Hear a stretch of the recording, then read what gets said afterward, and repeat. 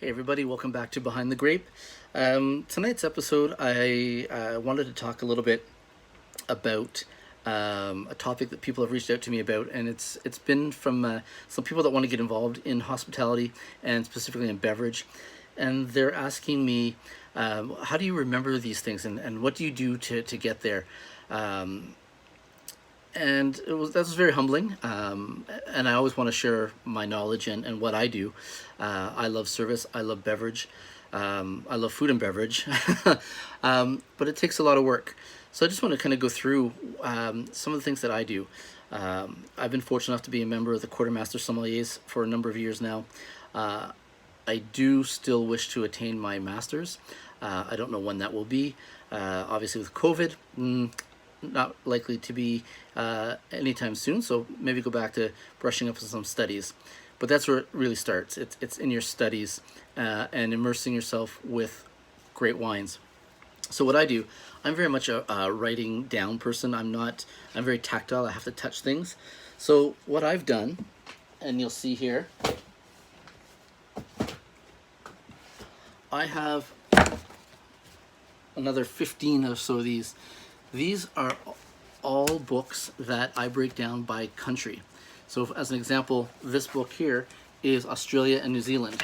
So if I open it up, first thing I see are the 6 main states of Australia, and then I break it down by the zones, the GIs, major producers, natural geographic influencers, because geography plays a large part in the outcome of what the wine is, sub-GIs, soil types, you name it, I'll have it in here.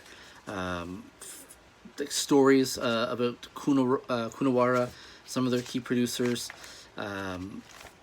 So that's what I do, and I do this book by book by book. So here's one on Italy. Truthfully, I could have 3 on Italy, but I've taken everything that I have found on Italy and condensed it into one.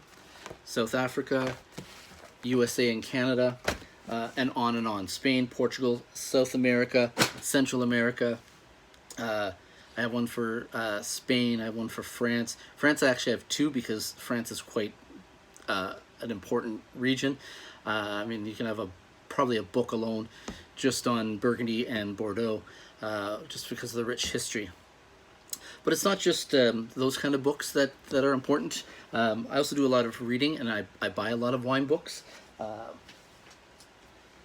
Hugh Johnson and Jancis Robinson's Atlas of Wine, and I have every edition that they've made, because there's always things changing in the world of wine. And I'll go through this often, and I'll just highlight a couple things. I open this up right away, and there's a whole thing on Vino Verde. So I'll probably go back and take a look at that. I look at all the maps, the rivers. Another book that I received from Achille Barolo, of a great Barolo producer in Barolo. This one book is just on Barolo and their subzones and their regions, their DOCGs. As an example, here is a page just on Cerrequio, and then next to it on their map, he's got the topography, soil types, and all the little subzones within Cerrequio. And I go through those, and all of this information I also have in my book on Italy, but I read it in different spots to try to maintain it. And it's not just wine. Michael Jackson's book on whiskey. So how it's made, your regions of your Scotch producing regions, and then great producers for each one. The story of peat and how is that important for the production of single malts, all that stuff. Another one, I'm sorry I'm moving around, this is going to be a more interactive one tonight. Grappa, something that I love, but we don't see a lot of here. I actually do buy a lot of grappa. I was fortunate enough a few years ago to go to Italy with my friend Robert Tome, and we actually went to Berta, a phenomenal grappa producer. That's where I actually found my love-hate relationship with grappa. And what I mean by love-hate, we did a 9-course tasting menu, all based around grappa. And the night of, I loved the grappa. Loved it. The next day on the drive down to Verona, I was cursing grappa. Probably not as much as my friend Rob. Maybe we'll get into that in another episode, who went for a tumble down the hill. But another spirit that I need to know, and that you need to know if you want to be on a floor selling premium beverages. Another book that I read quite a lot, 1001 Wines to Try Before You Die. Now, I'm not going to try all 1,000 wines, probably. I mean, maybe I will. But why is this important? This is because if I can't afford them, I can find them. I do want to try them. But it's also to become more familiar with producers from different regions. Because if you're in an exam situation, inevitably in the service component, you're going to be asked to suggest a wine from a particular region. As an example, they may say, with XYZ dish, can you please give us we'll feel like having a New Zealand Pinot Noir tonight. And you go, okay, absolutely. Well, the first one in my toolbox is the Nautilus Pinot Noir from Marlborough. No, we don't want that. We want something a little bigger. Okay, the Pyramid Valley Pinot Noir. No. Oh, okay, well, how about the two paddocks out of Central Otago, Sam Neill's famous winery? Yes, absolutely, we'll have that. Well, having those, you have to have those quick in your recall. Not just in an exam situation, but if you're on a floor during service and a guest is asking you for different things, you don't want to be standing there going, let me think about it. So that's why books like this are important for me personally, just to highlight, again, top producers, classic producers from classic regions, so I can put them into my recall. You also want to be surrounded by great wine people, and I'm lucky enough that I've been blessed to be around people like Serge Janik, Will Prudhomme, Corey Ledouceur, John Szabo, Robert Stumelchuk, and Sean Nelson in Vancouver, just to name a few, but so instrumental in helping. We help each other along the way.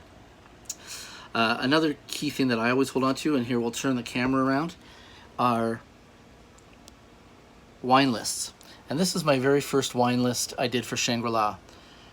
And this is one that I'm really proud of my large bottle formats that I had when we first opened. But again, I keep this and I refer to it all the time because I want to,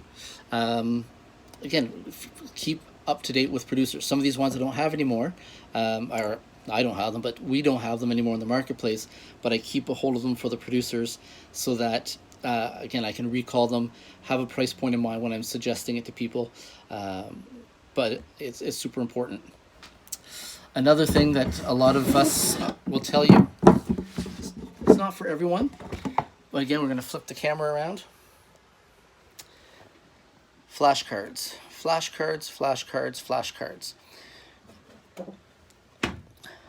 So here are my flashcards.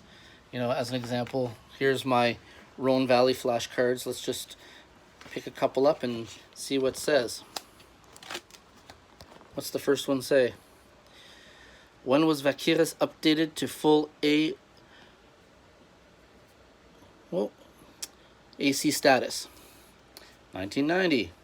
Then, here you have Hermitage, some producers, Chave, Chapoutier, Jaboulet, Delas, all kinds, just random top Conjou producers. Saint Parade produces what? And so on and so on and so on. And I have, again, flashcards from every region, and it goes into the sub-regions. So it's there's a lot, and I'm forever adding to them. And someday, if I ever pass that exam, I will burn them. And then the last but not least, and this is where the beautiful mind, you may say, comes in. This, in my basement, are maps. Blank maps that I fill in where the GIs are, or the rivers, the regions. Here's Bordeaux, and then it's all numbered down. Where's Medoc, where's Pessac-Léognan, Sauternes, Saint-Emilion, the satellites of Saint-Emilion. Go up here, there's South Australia regional GIs, and there's the map. And I come over, and there, look, my favorite, Germany, and that's just the Mosel, and there's the Mosel River, and there are some of the regions around the river.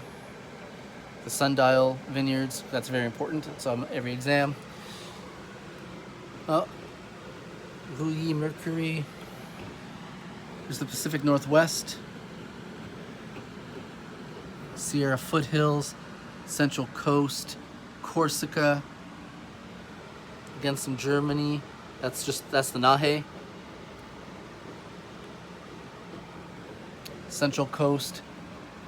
And all the way over, there's Portugal, Provence, Languedoc-Roussillon. And then if you come over here, still going, major wine regions of Spain. There's my Reyes Bias, and then with the subzones, Navarra with the subzones, Argentina regions, Austria, bigger map of Germany, and then you break it down to the other side, and the Rhone.